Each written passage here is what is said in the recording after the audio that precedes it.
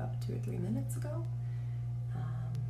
It's still really early, so usually when I hear him get up around this time, I get up, get ready, and then I go into his room and get him around 6, so that we can start the day at a not early hour.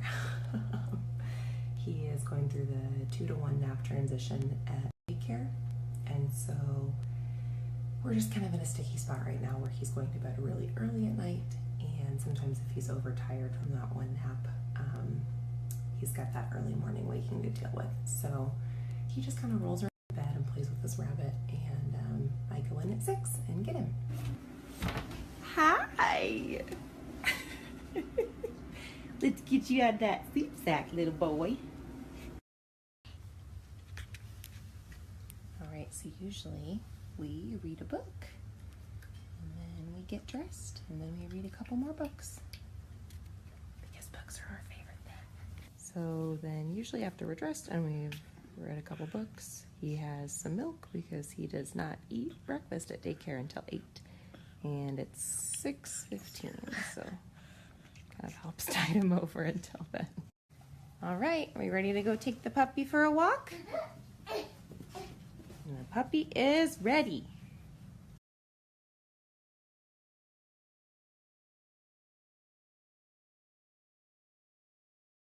Okay, so we have about 5 minutes till we leave for Daycare, and Hank is walking around with the chapter book, and I'm getting ready to make some coffee, throw a granola bar in my purse, and then we will head to Daycare. So we just got to Daycare, so I'm gonna go drop him off, and either Dad or I will pick him up this afternoon, right? You say bye-bye. Bye. Bye-bye. So I try to drop Hank off at Daycare by 7:15 because I have to be at work at 8. I have about a 35-40 minute commute. So during the week, my commute is kind of my me time. I drink my coffee, I listen to whatever music I want, as loud as I want. So if you ever pull up next to someone at a stop sign and you see this mom who's just like getting it in the morning, that's me. Just smile and wave and don't judge.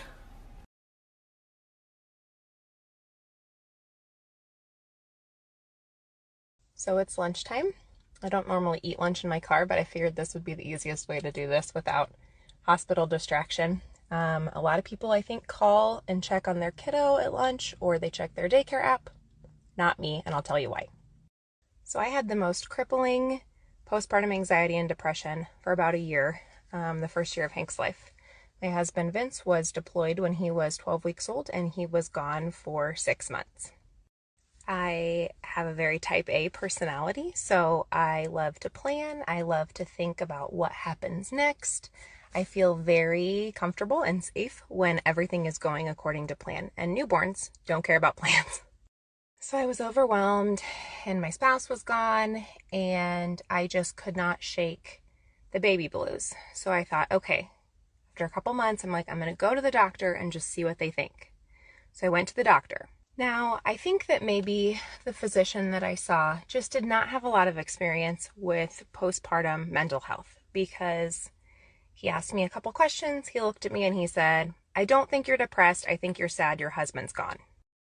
And it was really embarrassing because I thought, oh my gosh, like I've been so miserable for months now, but this is not clinical. Like I just need to get it together. I need to just suck it up and be a better mom.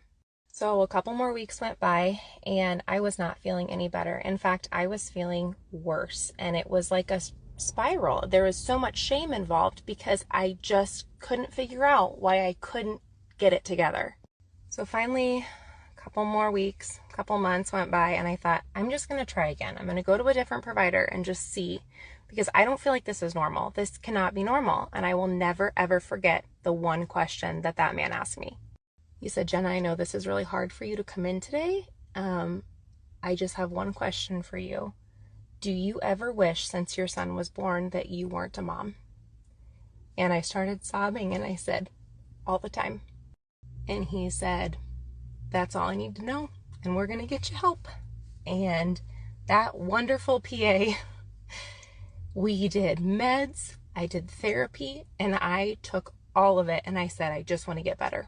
So more months went by and therapy went by, and I finally started to feel better, and my husband came home, and I felt like I was getting back to my normal self. And I thought, why don't people talk about this? Why? And then I realized women don't talk about postpartum depression and anxiety because it is embarrassing to admit that you screamed at a newborn. They don't talk about it because it's embarrassing to admit that all you want to do is just lay in bed. It is embarrassing to grow up your entire life thinking that the best thing you could ever do is to be a mom, and then to think to yourself that you're awful at it. That's why women don't talk about it, but we have to start. So now I'm feeling so much better. I got off medication, stopped going to therapy because I was finally feeling better, but I learned some things about myself and my personality and my anxiety, and this is what they are. I love Hank's Daycare, and I trust them 100%. If I know what he's doing at every minute of the day, I obsess over it, and I micromanage it, and I worry.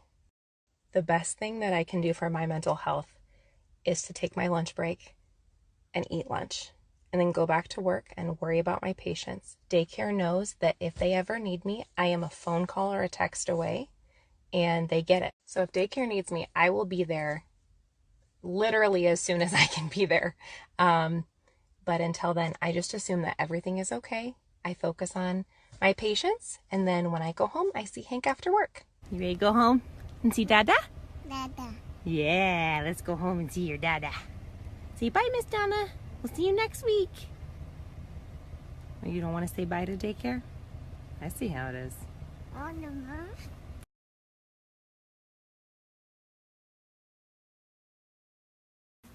And it's about 6 o'clock, and Dad just said pizza's ready, so we're gonna go in and eat some pizza. Go on in.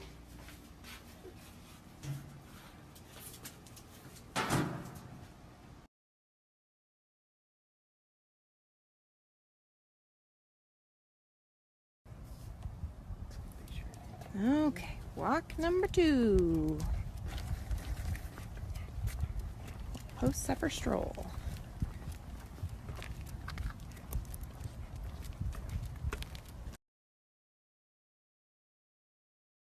So Vince is showering Hank right now. He's kind of in a weird transition. Some days he'll take 2 naps at daycare, some days he'll just take 1. Daycare has them take morning or afternoon nap, or both. So it's not ideal for us, and his wake windows are usually really weird at daycare, but it works for them, and so we just roll with it.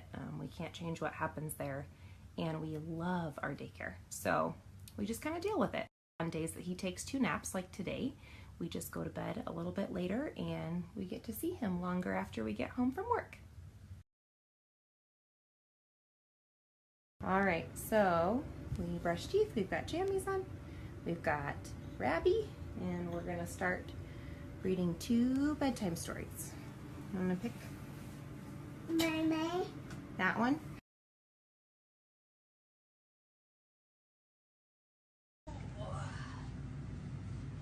Let's turn your sound machine on. Turn it on. Come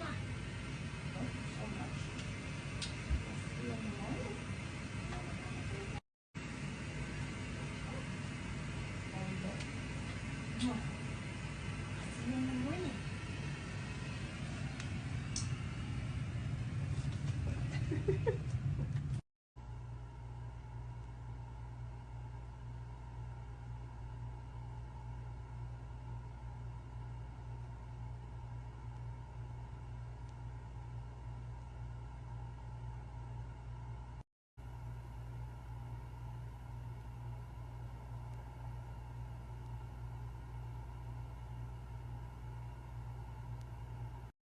Once Hank is in bed, Vince uses it as dedicated study time for his master's classes that he's taking online.